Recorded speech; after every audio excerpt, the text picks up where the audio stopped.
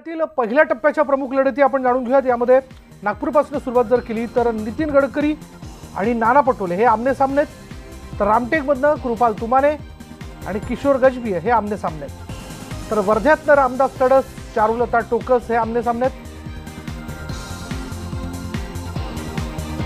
तर चंद्रपूरमधनं हंसराज अहिर यांच्या विरोधात सुरेश धानोकर हे रिंगणात आहेत, तर गडचिरोली चिमूरमधनं अशोक नेते यांच्या विरुद्ध नामदेव उसेंडी हे रिंगणात आहेत, तर भंडारा गोंदियामधनं जर जाणून घ्यायचं झालं तर सुनील मेंढे यांच्या विरोधात नाना पंचबुद्धे,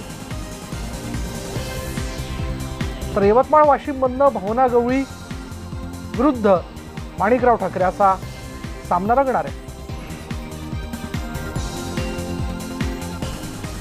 वंचित नाही ही किंचित आघाडी असल्याचा टोला केंद्रीय मंत्री रामदास आठवलेंनी लगावलाय। मोदींच्या विकासाची हवा असून त्यामध्ये बारामतीचा पवारांचा बालेकिल्ला ढासळणार असं मत आठवलेंनी व्यक्त केलंय। बघूयात त्यांनी काय म्हटलंय। जवळजवळ बारामतीची जागा आहे, ही बारामतीची जागा मागच्या वेळेला महादेव जानकर फक्त 30,000ने हरले होते आणि त्यांचं सिंबॉल कपबशी होतं। जर कदाचित त्यावेळेला त्यांनी कमळ घेतलं असतं तर 5-10 हजारांनी त्यावेळेला नक्कीच महादेव जानकर निवडून आले असते आणि पवार साहेबांचा बालेकिल्ला ढासळला असता। यावेळेला आपल्या कुल मॅडम काय नाव कांचनताई कुल जे आहे या भारतीय जनता पार्टीच्या तिकिटावर बारामतीमध्ये उभे आहेत आणि यावेळेला इतिहास घडण्याची शक्यता आहे, यावेळेला परिवर्तन घडण्याची शक्यता आहे आणि बारामतीची जागा सुद्धा आम्ही जिंकू अशा पद्धतीचा आम्हाला विश्वास आहे।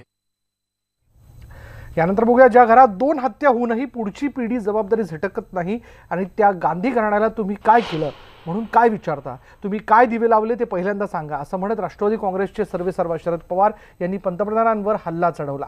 लातूरच्या सभेत पंतप्रधानांनी केलेल्या टीकेवर पवारांनी ही प्रतिक्रिया दिली आहे।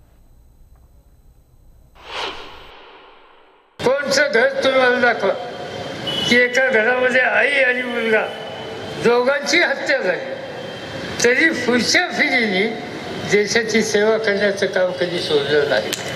आणि मोदी साहेब म्हणतात यांनी काय केलं, आपण स्वतः काय दिवे लावले हे पहिल्यांदा सांगा।